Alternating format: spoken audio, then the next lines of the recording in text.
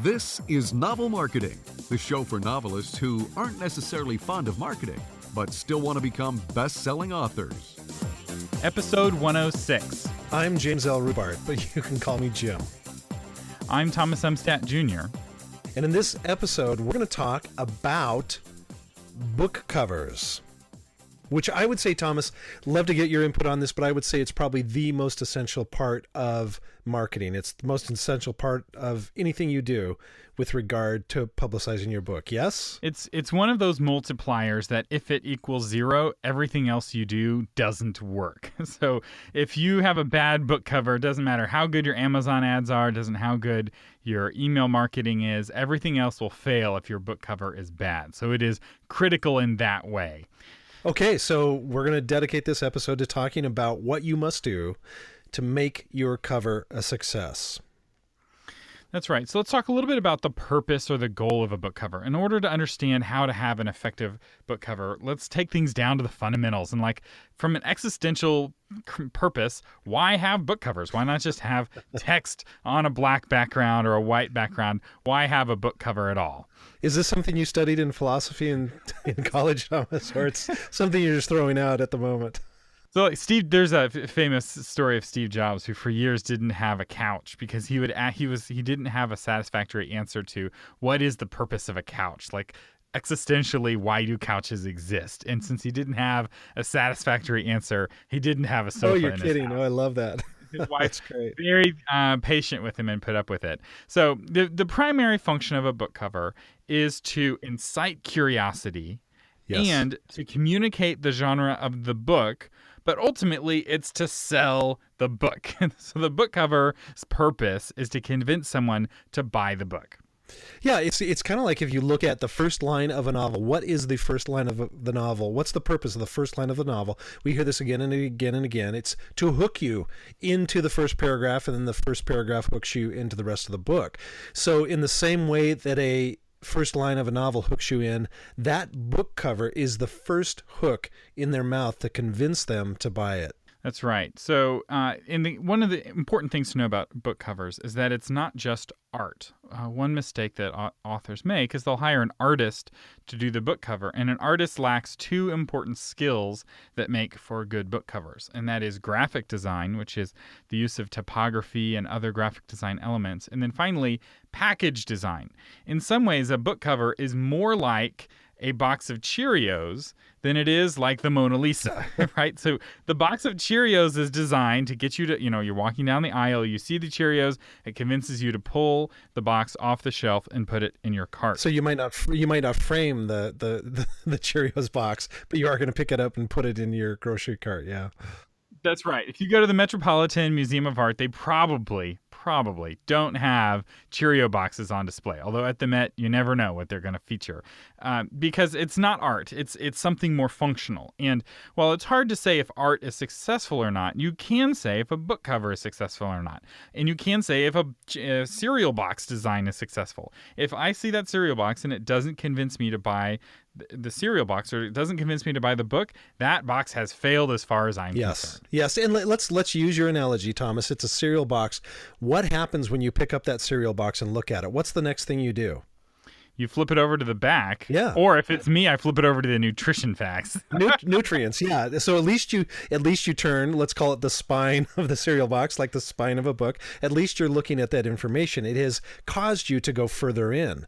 And that's why we're emphasizing this so much, because one of the things we see often is that's where people skimp on paying the money. They might get a good editor, but they skimp on the cover design. And that is the one area you simply cannot skimp on. That's right. Don't skimp on your cover design and don't skimp on your editing. If you don't have the money for those things, go get a job, make some money, and pay for somebody to help you with those things. If you want to be professional, there's some things you need to spend money on, and your cover is one of those things. I don't sell covers. Jim doesn't sell covers. We're not trying to make money off you here. We're just telling you like it is. Covers are important. So let's talk about what every cover needs, every book cover. And when we're talking about book cover, we're talking about the complete cover, both the front cover, the spine, and the back cover. Yeah, good point. So Jim, what's the first thing that every book needs? Well, this is obvious, but we got to say it anyway, and that is the title of the book and the subtitle. the title needs to be readable. Sometimes you'll see these titles that are so cool and so creative and so fancy, but you actually have to really study the title to be able to read it. The other thing that a book has to have is that it has to have a subtitle, obviously. And this is more prevalent in nonfiction than fiction. But a lot of times on a cover, you'll see Rooms, James L. Rubart, a novel. And I asked my agent when my first book came out, I said, wow, I've never really noticed this before, but why do we put a novel? Isn't this obvious that it's a novel? Well, it not always is. Yeah, isn't it a book about interior design?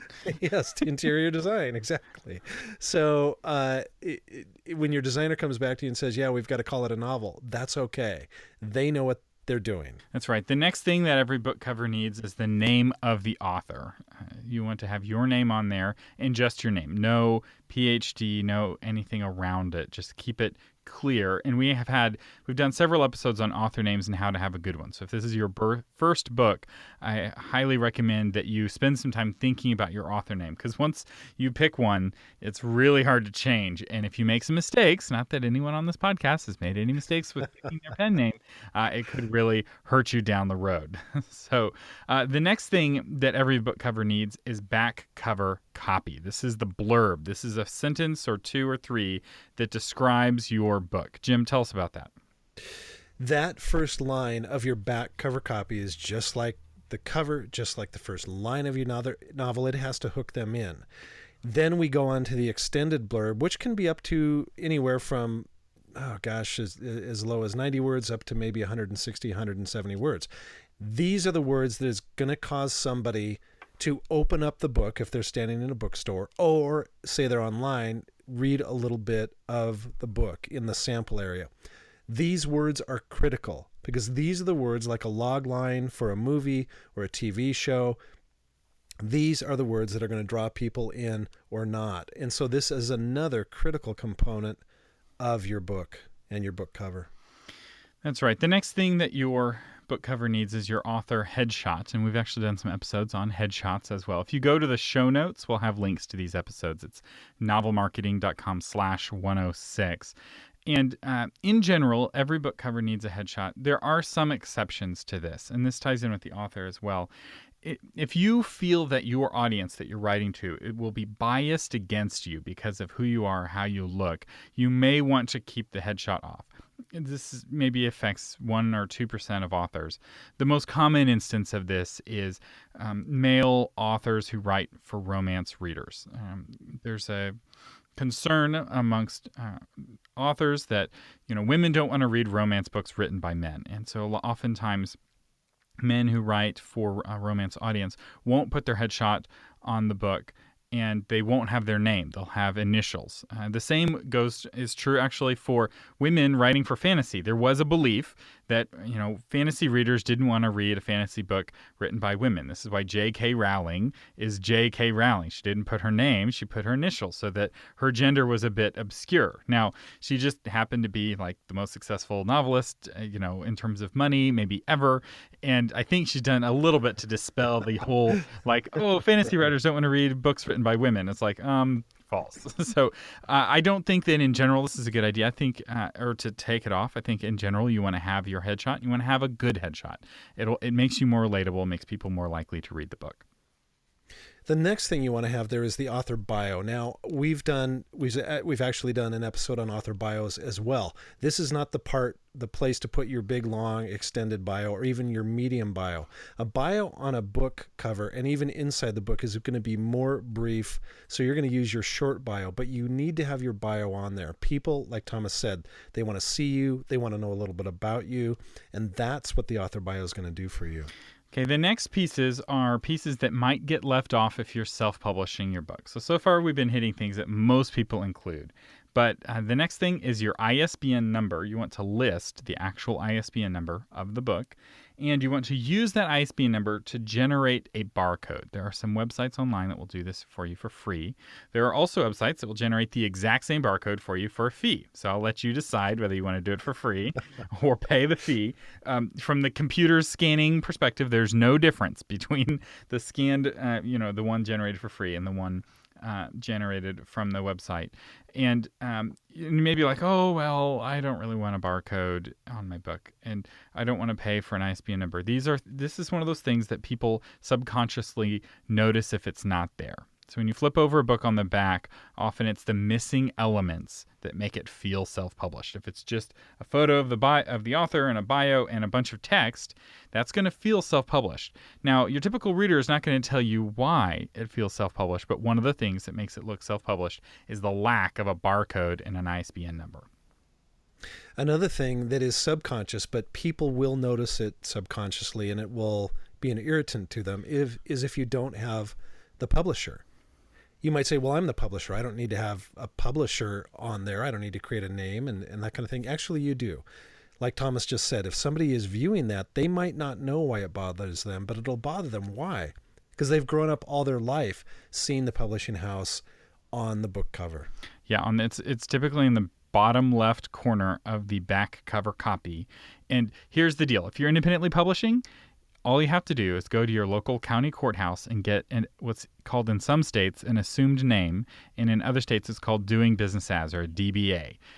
In Texas, this costs, I think, $20, maybe $23 paid in cash, and you are now a business. You have a business name. This is the easiest, cheapest way to have a company name. And then you go get some 2D icon and put it as the logo. Because here's the thing. Publishing houses, almost without exception, have terrible logos. So you don't have to have a good logo to look like a real publishing house. You just have to have something. Remember, people don't care about the publisher. They just expect to see it on the back cover of the book. And so if you want to look professional, this is something you need to include on your back cover of your book cover. The next item you need to have on your cover is price. Again, that seems like that's fairly obvious, but let's talk a little bit about that. If your price is way lower or way higher, that's going to say something about you as well. There was a company called Tate Publishing, kind of a scam vanity press for years, and they would charge the authors so much money for the books, the authors would have to price them at like $19.99 for a paperback. Well, nobody's used to paying that, and so it's just out of whack in the consumer's mind. The opposite is true as well. If you price your book at $8.99 and everyone else in trade paper is selling it for $14.99 or $15.99, you're going to look out of whack. Now, you can certainly discount off of that price, but you want that starting price to be very similar to what else is going on in the market. Yeah, this is the price that Amazon is going to put a line through and then charge a lower price. So you can never charge more than the price that you put on the back of the book. You'll charge this price in only rare instances. If you're doing a book signing or you're speaking, you're signing books in the back of the room, people are expecting to pay list price. Sometimes at some bookstores, people are expecting to pay list price. Most of the time, people are expecting to pay less. A good rule of thumb is find the best-selling book in your category that has the same size book that you have. Softback and same number of inches on each side, or millimeters if you're in Europe, and just copy their price. And then copy their price for the Canadian price. So in the U.S., we have the prices in both U.S. and Canada, which I don't fully understand why that is, like why it's a fixed exchange rate when the actual exchange rate between U.S. dollars and Canadian dollars like changes like every hour. But on the back of the book, it's unchanged for years. And it's like, okay, well, whatever. But again, that's something people are expecting to look at. And for those of you listening in other countries, like if you're in the UK, you may want to include the pound and the euro. Just do whatever is the norm for books in your country. And it's very easy. Just go to a bookstore, flip it over to the back, and see which currencies are listed. And then you want to list the currency. And this goes immediately above the barcode. So you have the barcode, and then right above the barcode is the price.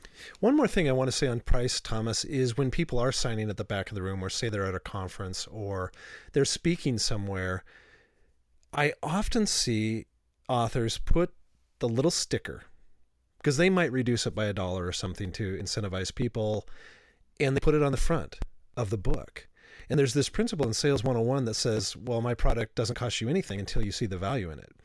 And there's a reason that publishers put the price on the back, because they want to entice you with that cover. They want to entice you to look at the back cover copy before they ever talk to you about price.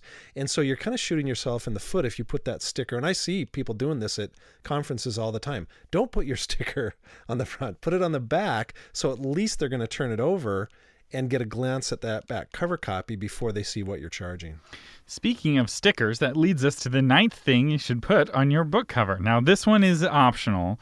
You may not be eligible for this one yet, but that is some sort of trust badge, some sort of third-party indication that this book is amazing. So this could be an award that the book has won, or a bestseller status, or the number of copies in print. These are the most common forms of trust badges. So you pick just one. You don't put all three. That's a very classless thing to do. So if you're a New York Times bestseller, you want to put a sticker on every book cover that says New York Times bestseller. In fact, publishers will do this. They'll have somebody in the warehouse sticker all the copies of the book once it hits the New York Times bestseller list. And then when they print another run, if they do another print run, they'll have that sticker printed onto the book cover. And so it's kind of cool. Sometimes you get the stickered version. It's like you got the very first printing of the book before it hit the New York Times bestseller list. Yeah, I was fortunate enough to just win the Carroll Award, ACFW Carroll Award Book of the Year for my novel, The Long Journey to Jake Palmer, in the spec category. And I had my web guy put a little sticker on there that says, talks about that. Suddenly that gives that book more legitimacy. Yeah, now numbers of copies in print, there's some debate as to how many copies in print you want to put. In general, people don't understand what big numbers are and what a lot of copies in print means.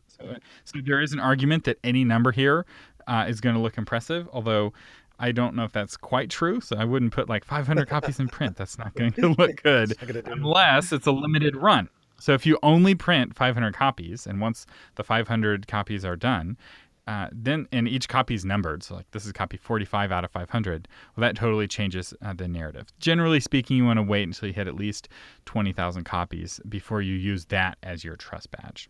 Another variant of this is numbers of copies sold. So this is a little bit trickier because sometimes it's hard to know exactly how many copies you have sold, because just because they've been printed doesn't mean they've sold all the way through the distribution network. But those are the trust badges. Once you can put one on your book, it will help you sell more copies.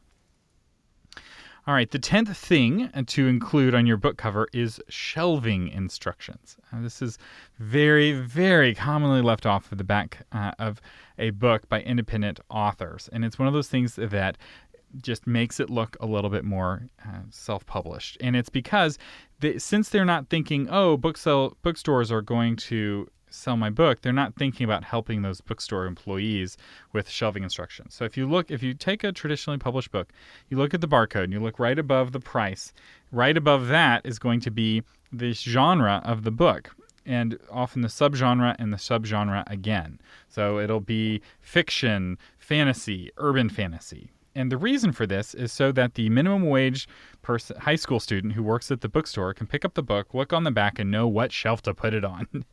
This is also helpful, though, for people who have their own libraries of print books. My mom has probably 1,000, 2,000 books in her library. She's got a whole room of her house dedicated to books. And this is very helpful for her, and they're all categorized by category. So if you want to make people like my mom happy, put your shelving instructions, even if you have no intention of being in a traditional bookstore. It doesn't cost you anything to put this on the back, and it just makes the book a little bit more friendly and a little bit more professional. The final thing we want to talk about is endorsements. Now, do endorsements work? Yes, they work, and they don't work. And by that I mean there's a certain part of the population that has a personality makeup that if somebody famous likes the book, that influences them to buy the book. That's why celebrities do product endorsements on TV and radio.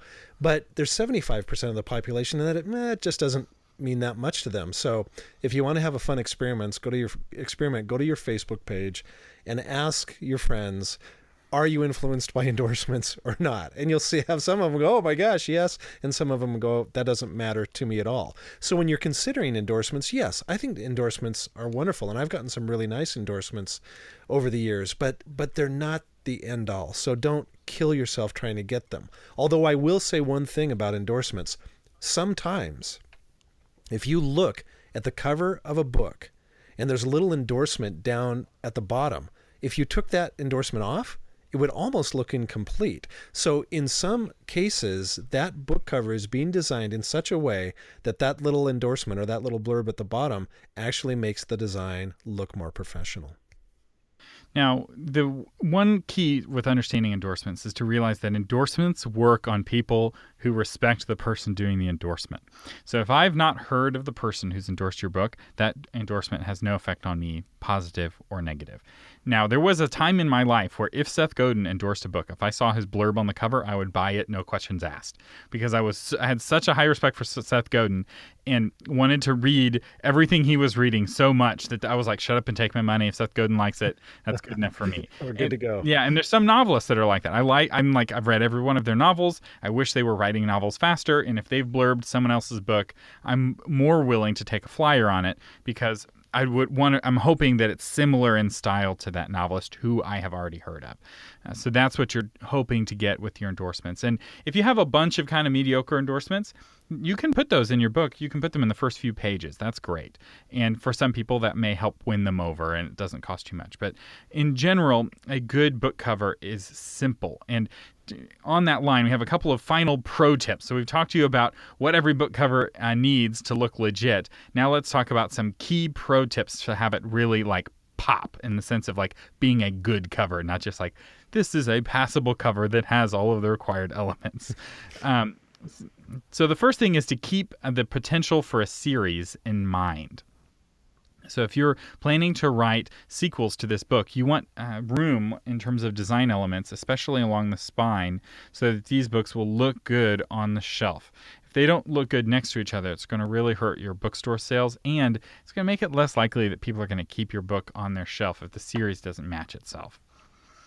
And yes, I have seen this done, and it just makes me sad.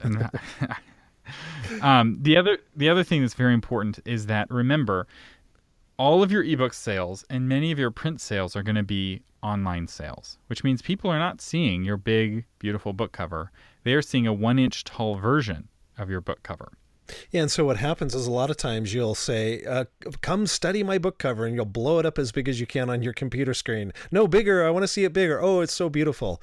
And you don't take the time to look at it at 1 inch and see how that looks. Yes, we want it to look wonderful and when it's big and blown up, but we also want it to look wonderful when it's very small, because that might be the only impression.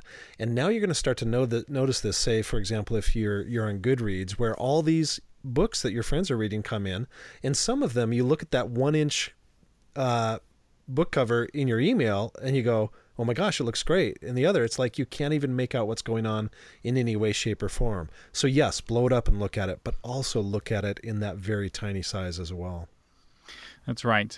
Because if it looks good small, it's going to look good big. And it will look good from across the room. So this is the other advantage of keeping that design simple, is that if you are facing out from the shelf or you're on a table in a bookstore, if it looks good small and someone's far away, it's small in their field of view and they can still see the title, and you have a chance of catching their attention, inciting their curiosity, all the things we talked about at the top of the book. Man, if you make someone curious and you can get them to walk across the room, they're already that much closer to buying your book. And the principle here is, and this is similar to the principle with good writing, actually. It's good design, good book cover design is not adding until you can add no more. It is subtracting until you can subtract no more. The simpler you keep the cover, the more effective it will be, all things being equal, especially in the world of covers on, as thumbnails on websites. You keep that design as simple as possible. Take out as many elements as you can, design elements. Something we didn't have on this list? A picture. You can have a perfectly effective book cover with no picture whatsoever. You just have a typographical treatment of your book. In fact, a lot of traditionally published best-selling books have no image at all. They just have a typographical treatment by a designer who knows how to speak paragraphs with fonts. And so don't just be like, oh, I like Comic Sans, I'm going to use this. No, you need to understand, you need to have somebody on your team who understands fonts. And so you don't need an image. You don't need a logo on your book cover, although you could. And also, your genre may affect that. Some genres tend to have a certain style, and you want to play to that style. You want to play to that genre, like we talked about at the beginning, as part of the goal is to communicate the genre. So you don't want to be too revolutionary or too innovative. The final thing is to keep the focus on your reader. That's who you're designing for. You're not designing for yourself.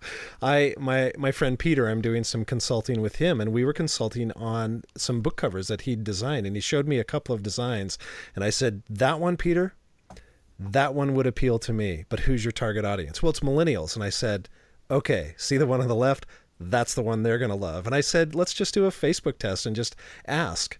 And he came back a few days later and said, oh my gosh, you were right. This is the one the millennials love. It's like, yeah, that's who your book is targeted towards. That's who the cover has to please, not you and me. So again, keep that in mind. You are after the reader's approval, not your own.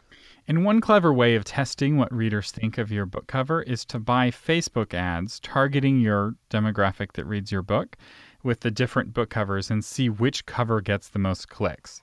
Because sometimes people will say they like a certain cover, but they'll actually be more likely to click on a different cover. And the best way to find that out, you do the exact same ad, and the only thing that's different is the book cover. And you just let the Facebook algorithm show it to lots of people and see which one gets clicked on more likely. So you can actually scientifically know which cover is superior with this method. All right, our sponsor today was going to be the Rhubarb Writing Academy, but there are no more tickets for sale. So congratulations, Jim, on that. There is going to be another one sometime next year. Do you have a date yet for the next one? Yeah, we actually decided, I talked to Taylor, and we decided we are definitely doing it again. And it's going to be the first weekend in May of 2018. So we're really excited about that. We will share it with y'all first here on the podcast, and you'll want to get those tickets quickly before they are all gone. So, Jim, congratulations on that. And although it does mean you wasted your sponsorship slot on the show. I did. No. But that's okay. We'll try to do a better job with our podcast listeners of giving y'all early dibs on upcoming events. You've been listening to the Novel Marketing Podcast with Thomas Umstead Jr. and James L. Rhubarb, giving you novel marketing ideas on how to promote yourself and your writing, online, offline, and everywhere in between. Thanks for listening.